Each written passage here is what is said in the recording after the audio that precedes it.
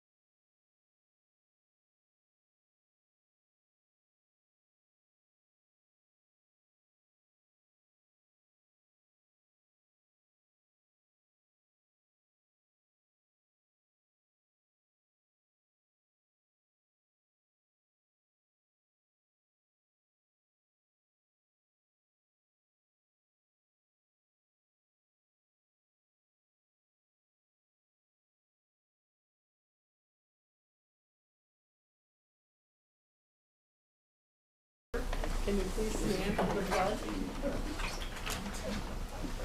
I pledge allegiance to the flag of the United States of America and to the republic for which it stands, one nation, under God, indivisible, with liberty and justice for all. Mr. Regal will be about 5 minutes late, but he'll be coming here directly. And the other thing that I'd like to say is welcome to Mr. Smith. Thank you. For his first board meeting. Thank you. We're happy to have you here, and we'll just move on to business. We have no public to be heard, so we will go on to presentations. The first presentation, John Kennedy School Update, Mr. Brian Sutton.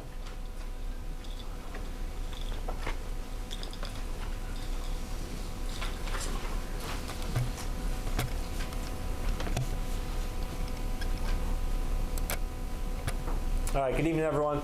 This is Heather McCarthy. She is the assistant principal at John Kennedy, and she'll be presenting with me this year for this update. It's nice. Last year we did this virtually from the office in my house, so it's actually nice to be with everyone and have this time together. Thanks for having me. You're welcome. So I figured first to start off just going over kind of what makes John Kennedy. We have a total of 464 students in the building this year. That number has fluctuated slightly throughout the year as some students come and go, but it's remained roughly around that total number.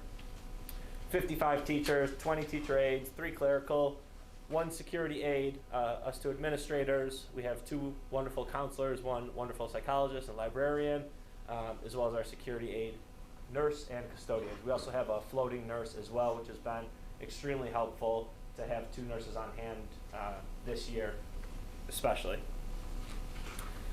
The goals at John Kennedy are aligned with the district. So our goals are chronic absenteeism, focus on overarching focus on MTSS, or our multi-tiered systems of support, family and community engagement, social emotional learning, and culturally responsive education. And we'll just take a brief moment on each of these goals to share what we're doing at John Kennedy to help the district attain them.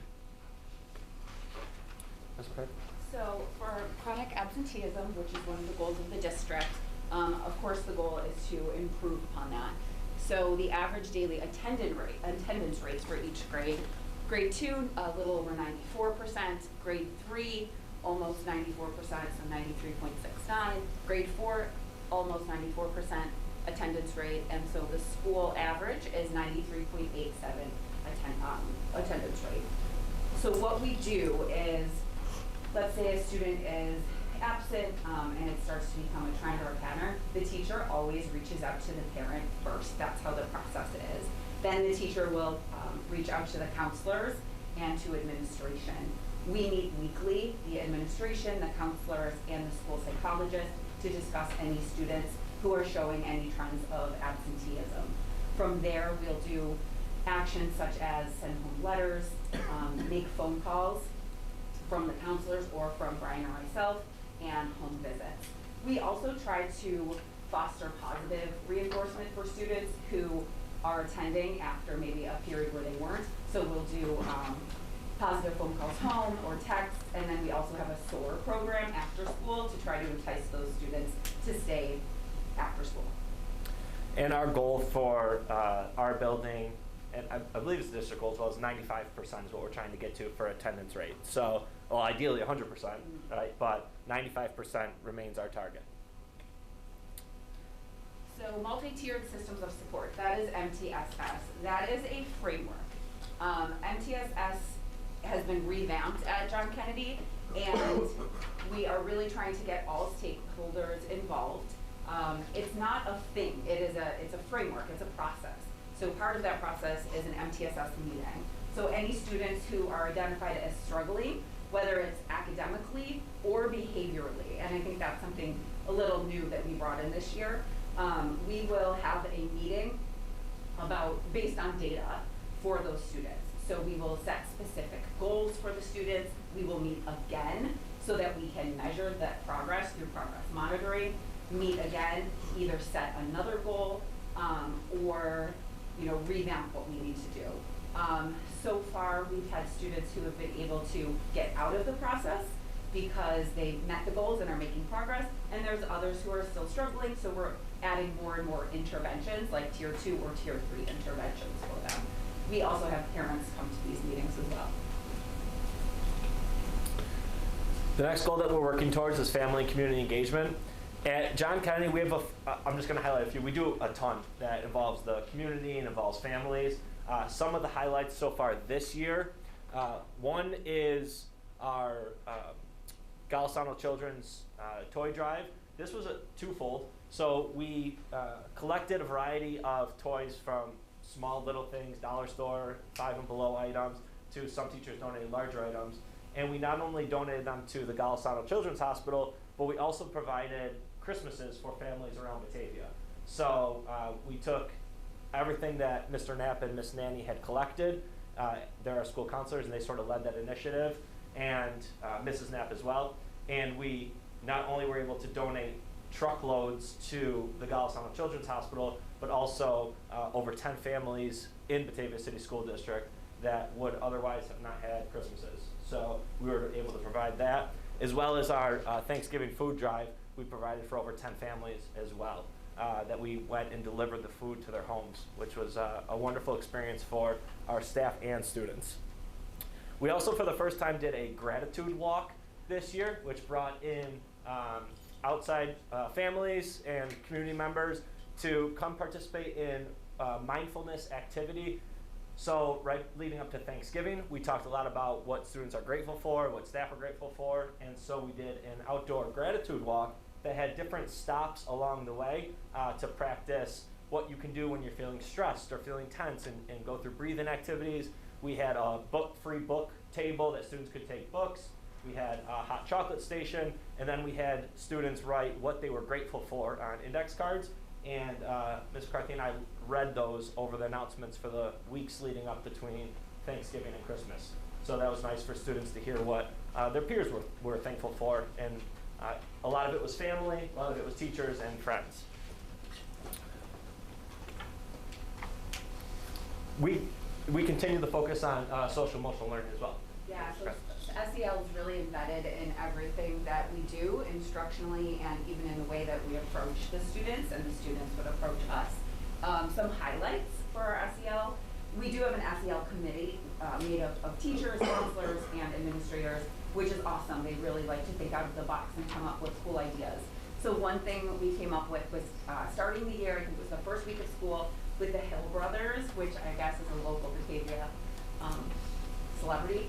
And they were singing about making good choices, and it was a really good way to embed the idea of social emotional learning, making good choices, and good behavior. So that started off the year. Something else we do is the first Friday of every month, we do a circle up. So the entire school gets into a peace circle in the different classrooms. Everyone has the same theme and the same lesson. So it's an opportunity for the students to really share out, but also practice different strategies and social emotional ways that they can get through things. Another thing was, what else were we going to talk about? Oh, book study. I know we're doing a book study as a staff focused on perseverance, and it's how both adults and students can really persevere through tough times.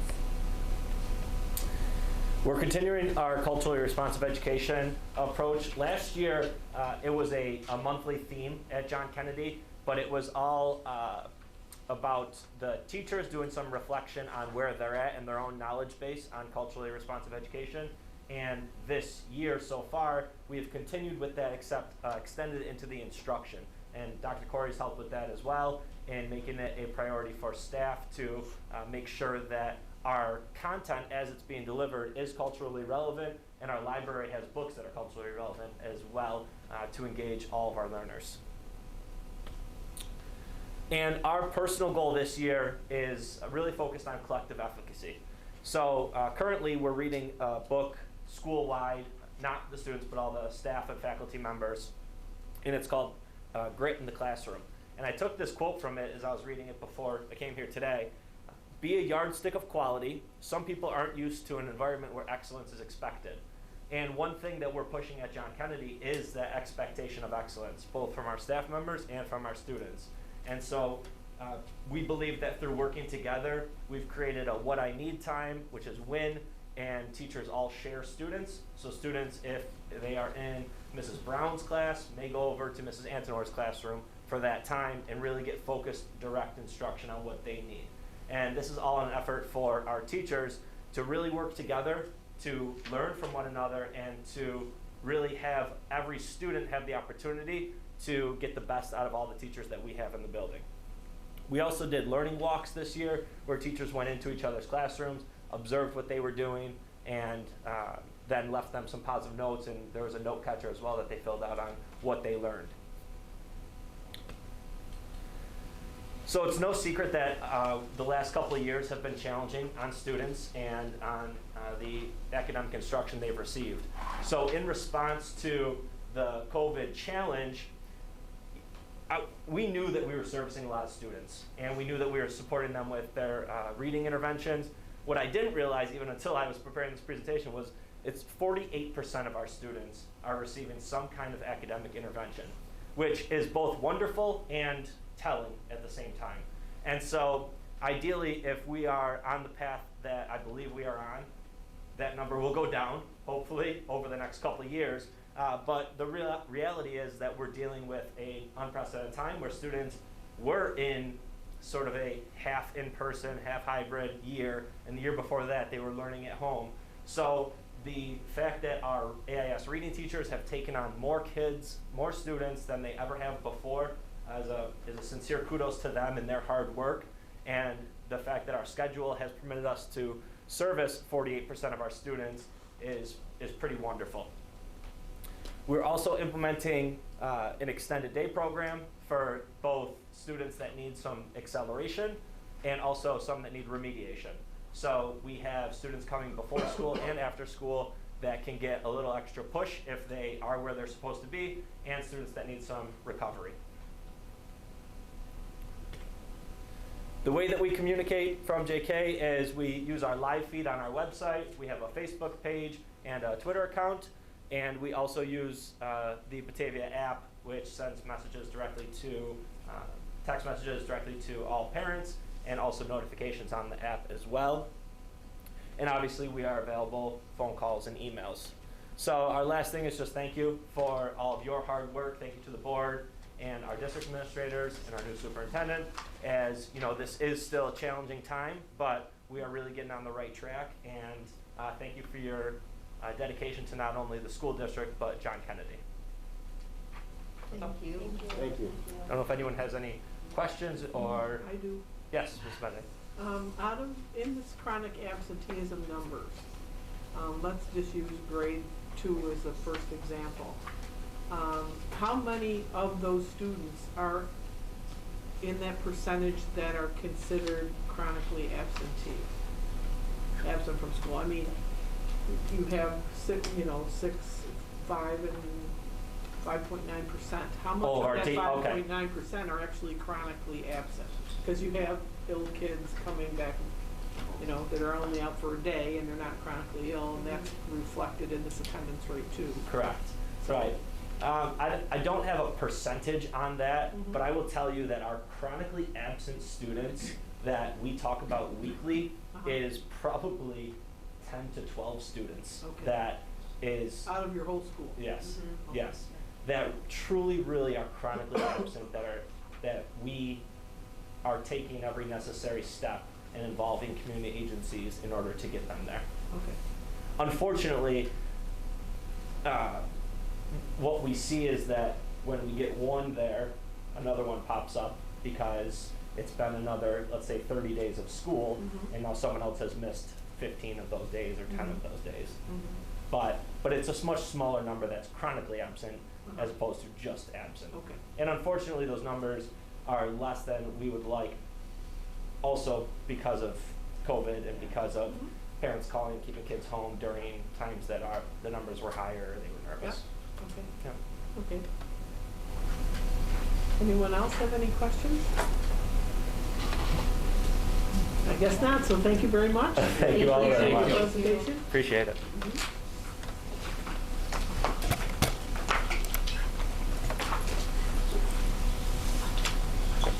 The next presentation is the baseball trip proposal, Mr. James Patrick and Mr. Mike Bromley.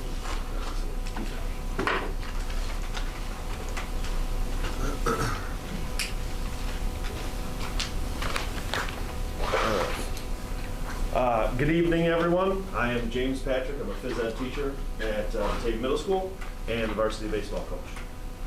I'm here to present the Florida trip. It's to Florida Gulf Coast training. It is a trip that Batavia High School has gone on probably 15 or 16 times, 15, 16 years during Coach Saunders' tenure. This is my second year as the varsity baseball coach, and it's a tradition that unfortunately when I graduated in 2000 that I was unable to go on.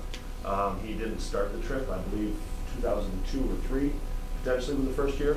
And the feedback that I get from everybody is it's an amazing trip. It's an opportunity for the kids to go down early, take advantage of the nice weather, practice their skills, play teams from out of state, and I guess get together as a team, as a group, enjoy that camaraderie.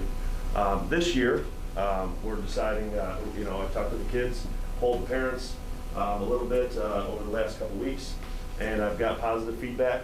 We haven't attempted the trip over the last couple of years just due to COVID and restrictions and whatnot.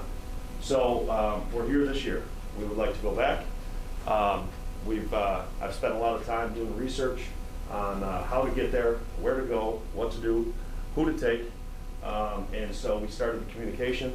And this is, and I'm here, with 0% pressure from anyone to go. I met with Mr. Brownlee, met with Mr. Smith. I decided that, in all fairness to the new superintendent, whoever that was, a couple months ago, I thought that it would make, the best decision would be to allow our school district to choose a superintendent and then present this information to him so he can make this decision. So we're here today. So we're proposing to go to Fort Pierce. We looked at airfare, and we've moved to ground transportation. And we got the quote back from Student Tours. We would potentially leave on Friday, April 8th, around 4 o'clock roughly, if you look through the itinerary.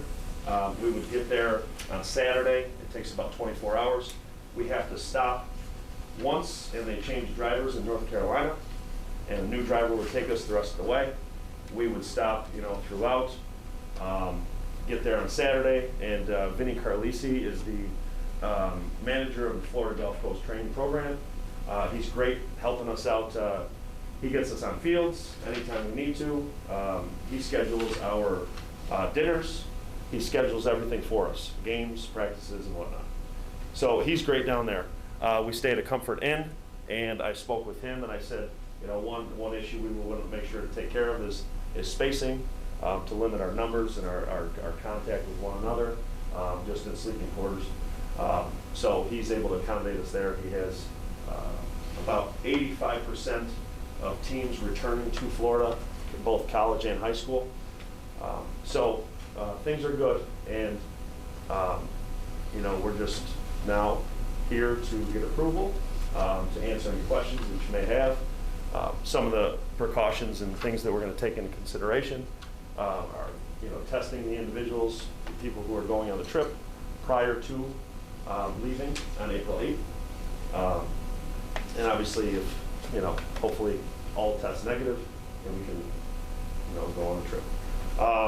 Fundraising, we've done fundraising. We haven't stopped doing fundraising since, you know, 2019 after that season.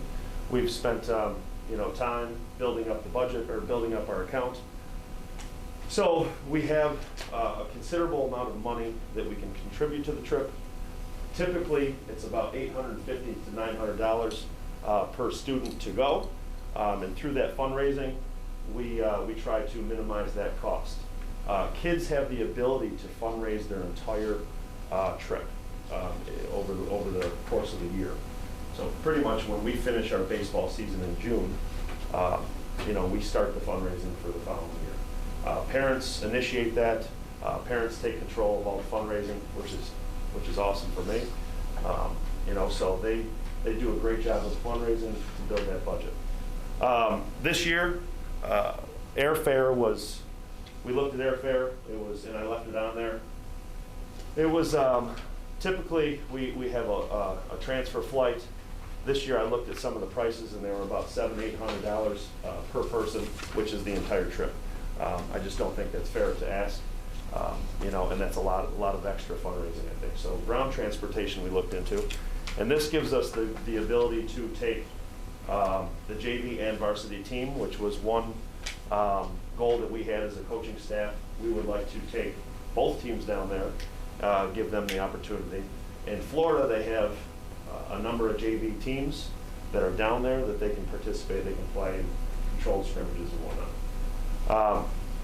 So it's a 56 passenger bus, and as of now, I believe we're at 32 individuals, and I haven't heard from a couple other coaches, and there's a couple other you know, scenarios that we would have to with additional chaperones.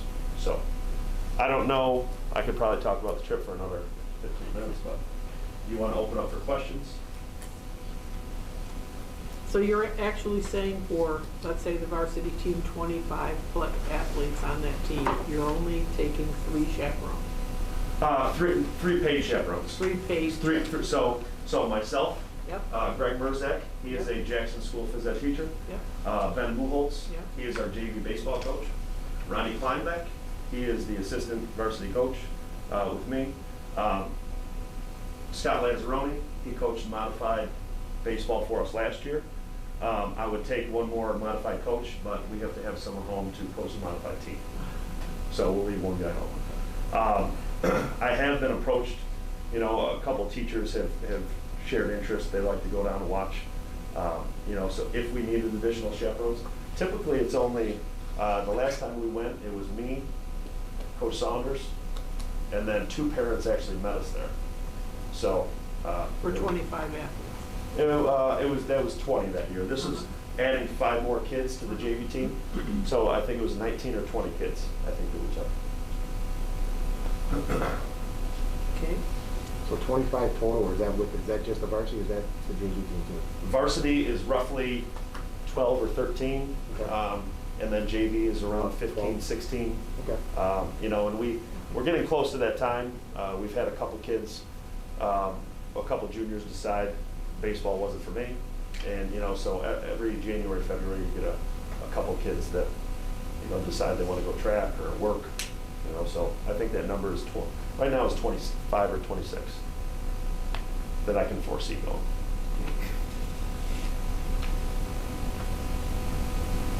And obviously, if we hear of COVID numbers spiking in that area or anything like that, then there could be a possibility that it could be not be able to go with that. Am I For sure. understanding that correct? for sure. And we avoided the air travel because currently there's no security on trip or any flight, no refund. So you can actually take travel insurance with a couple airlines. I believe there's one that still does, but I felt like that was a risk I wasn't willing to take with, our community members' money, and paying for a trip. So the bus is refundable, and there are, certain things with the bus that we wouldn't lose out if we couldn't go.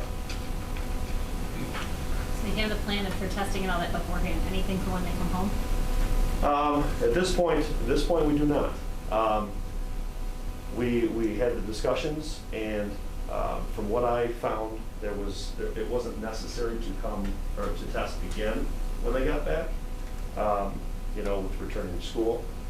So as of now, I believe testing to go down would be the only test they would take at this point right now. And we're doing the same thing for the winter guard trip. They also have to test to go where we're going to go. I can't remember. And then we're not going to test it back, but they are going to test to go down in March, April. What is the plan if someone develops symptoms while on the trip? Would you test them then, and how would they get home? Right. So I've actually talked to Vinny down there, and a lot of the feedback that he received from the teams that traveled down there, both college and high school, is that they had staff, there to determine, obviously our coaching staff is there. There's a hospital close by. If we had to test someone, if someone were to become ill, then obviously we would take the proper precautions, just like if someone injured their leg or hurt their arm or something like that, we would take those precautions. And then he has the ability to quarantine down there with the Comfort Inn. They've saved rooms, they've blocked rooms off so that if an individual did feel ill, that we could eliminate that right there from exposure to other kids. And then coming home, he's actually said yesterday that their plan was that they would have to mask. So they would just mask, and in a 56-person bus with 30 traveling back, most of those coaches said we're going to remain isolated either in the front or the back. And that's what I talked to the bus driver about, or the bus tour company. They put actually plexiglass in the van or in the bus. So there is an area on the bus that's kind of like secluded for the driver and for that first passenger. So getting home, that would be the scenario. The other scenario that I was talking to Mrs. Fazio and Mr. Hale about was potentially if willing, there are parents that can drive children home. Obviously that is a situation that, would take a lot of communication with school officials and whatnot, but, there's a number of parents that usually travel down to Florida. So, some possibilities. Any other questions? I think you guys covered a lot, Coach, and I know a lot of parents are really excited about this trip. I think a lot of kids missing out on it, so I think it would be a great opportunity for your teams and the kids to balance that. We talk a lot in the meetings about the mental health of our students, and these are the things that kind of balance that for them, and I think it's a great idea. So what we're looking for, here tonight is informal approval. This is not on the agenda, to be approval. What we wanted to do is bring it to you back in February for a formal approval. But with the timing of the meetings starting last week and all this, so I talked to Mike and James last week, and this week we're looking for some what I call informal head nods. Yes, it sounds good, and then we can do the formal vote in February. And this gives Mike and I and James time to start more of the detail work. So if I see heads nodding yes, then we're good. Okay. Yeah, absolutely. There we go. Thank you. Thank you, everyone. I appreciate it. Thank you. Next presentation is the financial summary report, Mr. Scott Rosansky. Okay, we have two reports, October and November, and they're pretty much going to mirror one another. It's the same issue, same items that I'm highlighting each month. So I'll go over October and then just update it real quickly with November. The October report, if you look page 56 in your board packet, overall revenues are up $683,000 or 2.8% compared to October of 2020. I've highlighted 5 revenue items. Real property tax items, it's an increase of $133,000 or about 19% compared to October. There was an increase in pilots, payments in lieu of taxes. These are businesses that get tax breaks, usually over 10 years, and it is like 0 for the first 2 years, and 20% and 40, and eventually once they get to 100%, they come on the tax rolls. But before that time, we bill them directly off the tax roll, so it's a revenue separate from the tax levy. Even though our budget went up and our projections went up when we were doing the budget, there was a reassessment within the community, and that drove our tax rate down. So I've done a projection, and when we built the budget, it wasn't based on the new tax rate, because we didn't know what the new tax rate was. And commercial properties operate different than residential properties, where they're not reassessed. I talked to Steve Hyde from Genesee Economic Development Corporation, and he pretty much explained that there's no provision to adjust the pilots. So that being said, we're going to be under budget by about $96,000 this year in our revenue because of that. So we won't be next year because we'll have the adjusted tax rates, but that's just something that the board needs to be aware of. And that's about 10% under budget here. Next item is the non-property tax items. This relates back to 1960s when the public voted to have a utility tax in lieu of a sales tax. And it's really based on consumption. And several years ago when cell phones came in, and we saw a spike because people had both landlines and cell phones, right?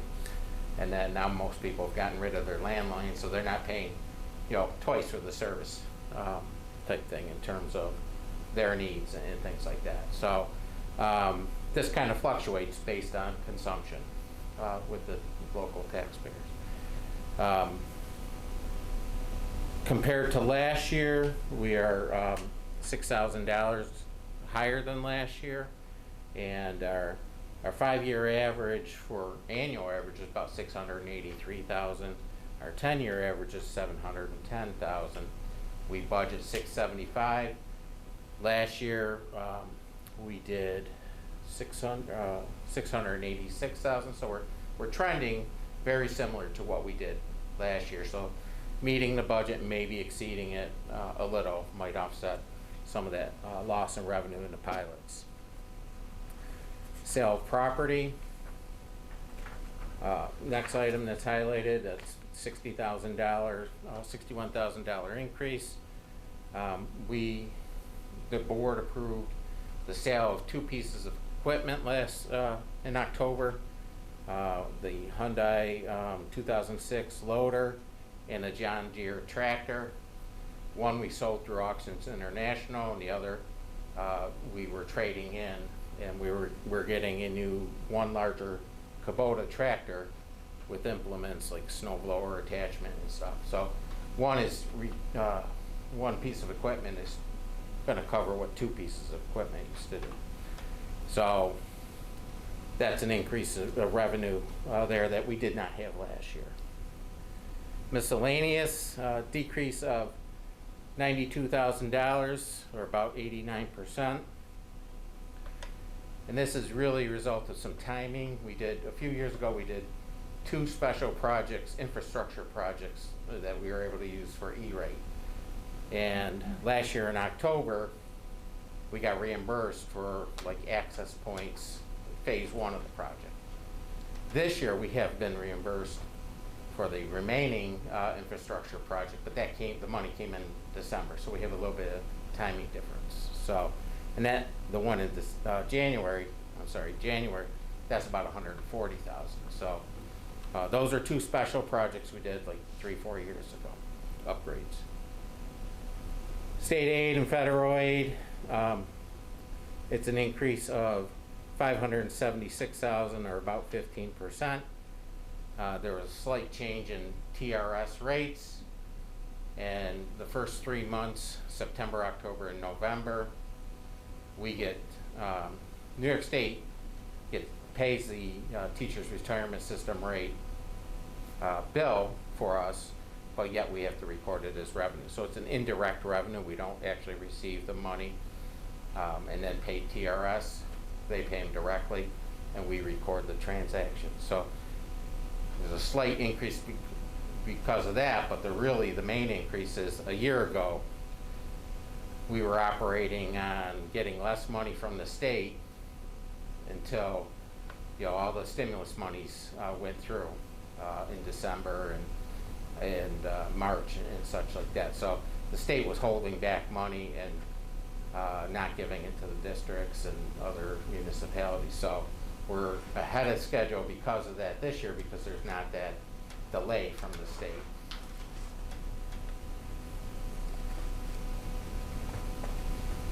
On the expense side, we're a decrease of $108,000, and overall 1.14%, and about 597,000 is a decrease in payroll, so it hits all the accounts, and that's about 12.31%. As I previously reported over the summer, we had an accounting change where we reversed our year-end accruals a lot earlier. I think it was the month of September. So that took out $618,000. That was a result of that. So technically, if you add that 618 back in, we're pretty much running flat on payroll year to year. And then BOCES, the next other area, and again it hits all the expense codes, is an increase of 516,000. We've done a couple big items here where we started purchasing our technology earlier. We were worried about supply chain issues, making sure we had enough hotspots, enough Chromebooks, and also bought additional Chromebooks because we're trying to get reimbursed through another stimulus called the ECF, Emergency Connectivity Fund. So and the thing with that is everything needs to be expensed by June 30th. So with supply chain issues and things like that, we didn't want to wait to do the expense. We're going to have this expense anyway, but if we can get aid through the ECF fund, then hopefully that minimizes that impact type thing. So we haven't heard back from that, if that has been approved. There's been several rounds of that emergency connectivity fund, but we're still waiting to hear back on that. The area central services, it's a decrease of 346,000, and pretty much that's where most of our supplies for COVID hit the year before, so we don't have all that extra supplies, in addition to reversing the payroll. Instructional media, again, that's the BOCES area, and buying all the technology earlier. That's up 326,000. And then transportation up 71,000 or 68.49%, and we're operating pretty much the same number of buses as last year, but we have more days because last year we were hybrid, where this year we're fully functioning in person. And we've had a couple, we have two contractors, STA and then Attica Bus, and some of our Attica Bus needs for out-of-district students, whether they're foster care, out-of-district placements. We've had more expense there, or homeless, we've had more expense there. That summarizes October, and any questions on October? And pretty much, again, the same areas in the revenue kind of repeat themselves. So nothing really to highlight there, except state aid is now a difference of about $1.5 million more than last year at this time. And again, it's because state's paying timely versus withholding. So we're up 1.7 million at the end of November compared to last year. And again, the same areas in expense, and payroll was a decrease by 644,000, or 9.62%. And again, 618,000 of that is really kind of, you got to take that out to make sure it's an apples to apples comparison. So we're slightly above, but still pretty much flat compared to the year before. And BOCES increase year to year was 485,000. Again, the technology purchases, and a little bit of increase in transportation, but nothing much changed from October per se. Happy to answer any questions.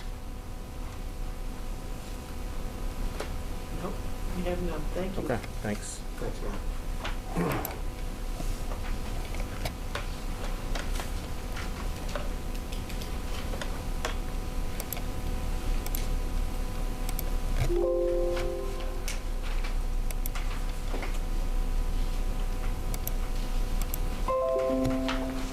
And now we have the superintendent's update, please, Mr. Smith.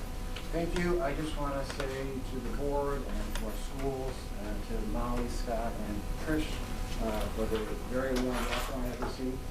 I toured all 4 schools last week. Was met with hugs and cards and songs and all kinds of stuff. So I had those hang up in my office. It was a great tour. I enjoyed telling the students that I too was a JK or a former John Kennedy student. I walked the halls. My first walk the halls here as well as middle schools. So I just want to thank everybody for the very warm welcome I have received. I have more tours to do. I do plan on doing a building and grounds tour with Scott and Jason, and also going to be touring the school kitchens as well.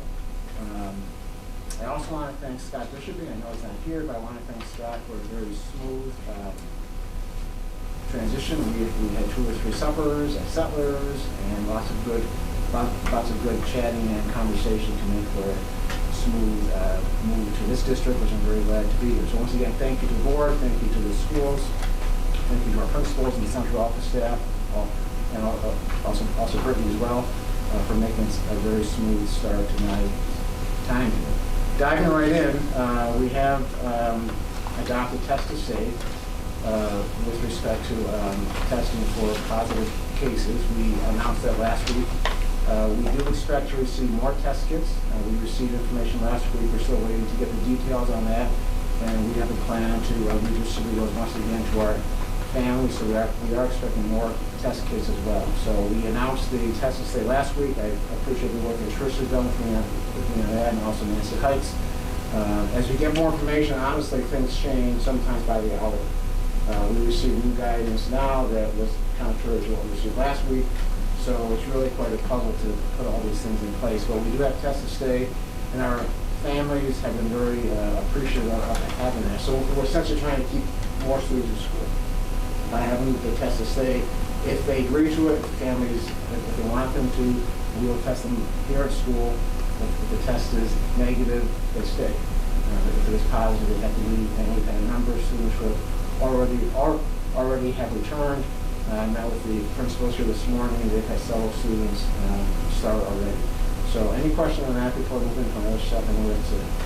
So Trish, anything you want to add to that I missed? Nope. Okay. We are in the process of repairing the roof above the high school auditorium. Plans are to have that done by or during the February recess. We did have to adjust the musical to mid-March, so we'll come through some of the kinks on that. It was going to be in early March, so we're going to move the musical up. We hope to mid-March, assuming that the roof work gets done. There's more information on that in the board packet as well. Have I had the opportunities? I went to my ice hockey game Saturday, some girls basketball games, plan on going to some more events. as the winter sports move on. We have our superintendent's conference day on January 31st. I'll have an opportunity to talk to the staff, at least virtually. We're going to have a guest speaker who will speak to us on diversity, and Molly has put together a nice program as well, faculty and staff, wellness. Anything you want to add on that piece, Molly? We're trying hard to continue things that we've done in a normal world, so the wellness activities will be a little bit different this year. They'll be in each building just for safety measures. What we did add to it this year is a wellness circle with the work that we do with the Peary group that's for the restorative practices. We wanted to really just make sure that we're taking care of our own as much as giving them opportunities to be together and do things for wellness. So, when I heard John mention mental health, for our students, we also want to take care of our staff, so looking forward to that at the end of January. Going back to my transition, I had begun my entry plan process. I shared with you back in the fall. I've already had one board interview. I have several more to go with each of you. I'm going to be meeting with each of the principals and central office staff over the next month. And in time, I plan to get to at least, if not every staff member, certainly not every staff member, but at least every staff member representative.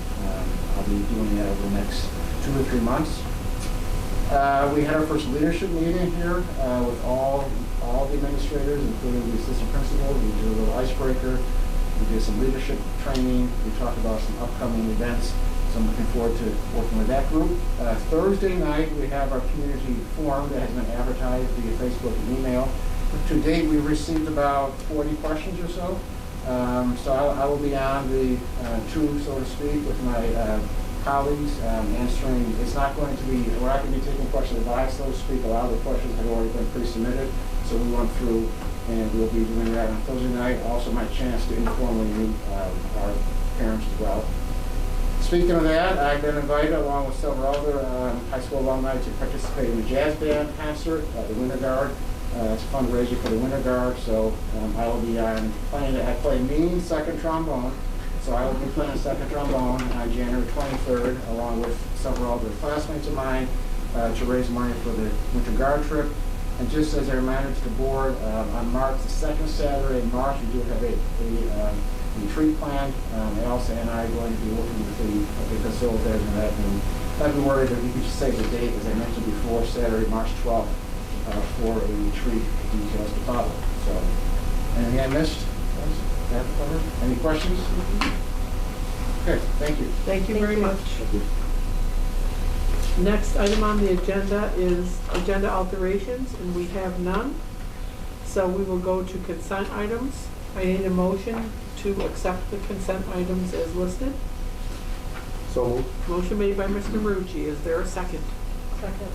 Second by Mrs. Humes. Are there any questions? Yes, I have just one, and it's just a question under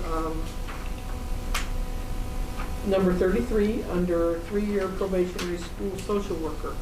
So it says in our explanation that this person will be responsible for my brother's keeper, and is that is a program that, are we mandated by the state to have that program, or it's just one that we decided that we wanted to be involved with? It's the new grant that we applied Mhm. for about a year ago. Mhm. It was the application that we decided to apply for.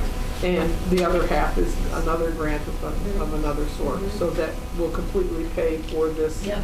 3-year probationary. Okay. Okay, that was just what I wanted to find out. Any other questions? Seeing none? Brittany? Mr. Marucci? Yes. Mrs. Hume? Yes. Mr. Roll? Yes. Mrs. Lundbeck? Yes. Mrs. Bowman? Yes. Mr. Regal? Yes. Mrs. Bennett? Yes. Then we will go on to old business.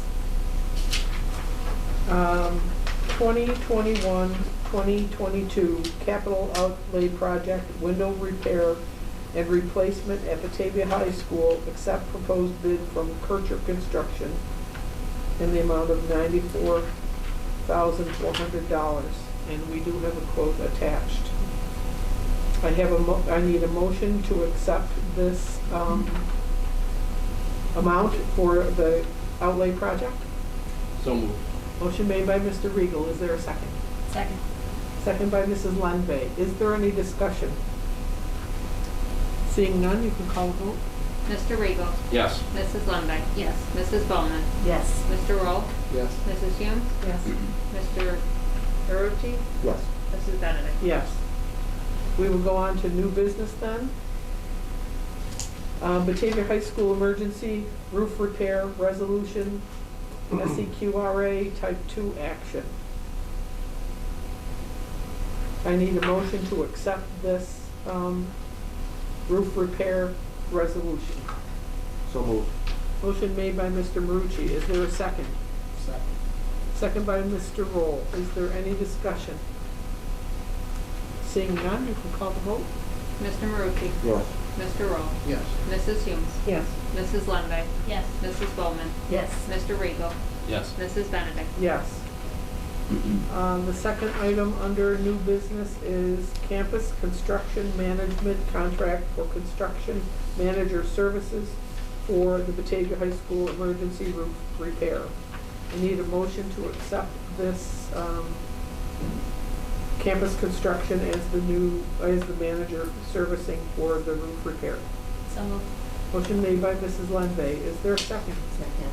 Second by Mrs. Bowman. Is there any discussion? Seeing none, you can call the vote. Mrs. Lundbeck. Yes. Mrs. Bowman. Yes. Mr. Regal. Yes. Mr. Roll. Yes. Mrs. Hume. Yes. Mr. Marucci. Yes. Mrs. Benedict. Yes. Next item under new business is the SEI Design Group Architect Services for the VHS emergency roof repair in the amount of $43,000 with the two different phases. I need a motion. So moved. Motion made by Mrs. Humes. Is there a second? Second. Second by Mr. Regal. Is there any discussion? Seeing none, you can call the vote. Mrs. Humes. Yes. Mr. Regal. Yes. Mrs. Bowman. Yes. Mrs. Lundbeck. Yes. Mr. Roll. Yes. Mr. Marucci. Yes. Mrs. Benedict. Yes. Next is Campus Construction Management 2021 Batavia High School Emergency Roof Repair Phase 1 in the amount of $231,000. I need a motion to accept this bid. So moved. Motion made by Mr. Regal. Is there a second? Second. Mr. Marucci is the second. Is there any discussion? Seeing none, you can call the vote. Mr. Regal. Yes. Mr. Marucci. Yes. Mrs. Humes. Yes. Mr. Roll. Yes. Mrs. Lundbeck. Yes. Mrs. Bowman. Yes. Mrs. Benedict. Yes. The next item under new business is the ACSD institutional membership for $1,785. I need a motion to accept this amount for membership. So moved. Motion made by Mrs. Lenve. Is there a second? Second. Second by Mrs. Bowman. Is there any discussion? I just have a question. What does ASCD stand for? Yeah, so it's a group that it's a national group, it stands for the Association of Curriculum and Supervision Development. What I like about it is, one, they give us 4 books per year on topics ranging from assessment practices to best teaching practices to general leadership. And as part of my leadership meetings, they also give us a monthly journal, research based. I have been a member of it almost my whole career. And one of my goals is to have a leadership team dive into the books and/or dive into the journal articles to keep our skills sharp and fresh. So this district had been a member of it prior. I talked to Molly last week. I wanted to get us resurrected back in. It's a nationally known group. They have great conferences. It's really, in my opinion, one of the best groups that we should belong to for our own education development. It does include our whole leadership team, it looks like, right? Yes. It does, yeah. I need a motion to accept the ACSD international membership cost at $1,785. So moved. Motion made by Mrs. Lenve. Is there a second? Second. second by Mrs. Bowman. Is there any discussion? Just want to add, we are using grant funds to cover these costs as well, so. Oh, good. Okay. I like that. No discussion. You can call for vote. Mrs. Lemday? Yes. Mrs. Bowman? Yes. Mr. Riegel? Yes. Mr. Roll? Yes. Mrs. Humes? Yes.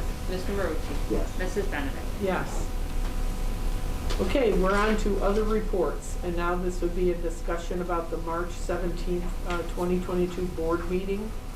We just want to make sure that there's a quorum, because we have a conflict with concert music in our schools on that day.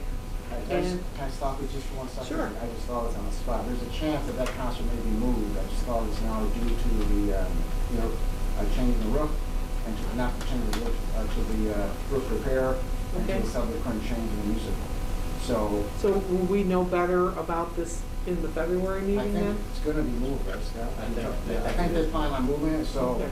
I just thought of this now, we just met on this about like 11 hours ago or so. So We plan may on- not even have to have this discussion. This whole discussion need to move, I just saw this now, because the plan was to have it on March 17th. Yep. But if the musical gets moved, it will be March 18th, Friday, Saturday, Sunday. So there was talk about moving that concert up, right? Correct. Yeah. So Okay. it may be a moot point, I just thought of that now. Okay, then we don't need to have the discussion. Okay. Is there anything else? Our student ex officio, does she have anything to say? No, she doesn't. Really? She's going to RIP. Oh, Congratulations. Thank you. Sorry, dropped the button. I need a motion to go into executive session. So moved. Motion made by Mrs. Bowman. Is there a second? Second. Second by Mrs. Humes. Is there any discussion? Seeing none, you can call the vote. Mrs. Bowman? Yes. Mrs. Humes? Yes. Mr. Roll? Yes. Mrs. Lemday? Mr. Riegel? Yes. Mr. Marucci? Yes. Mrs. Benedict? Yes. We are now in executive session.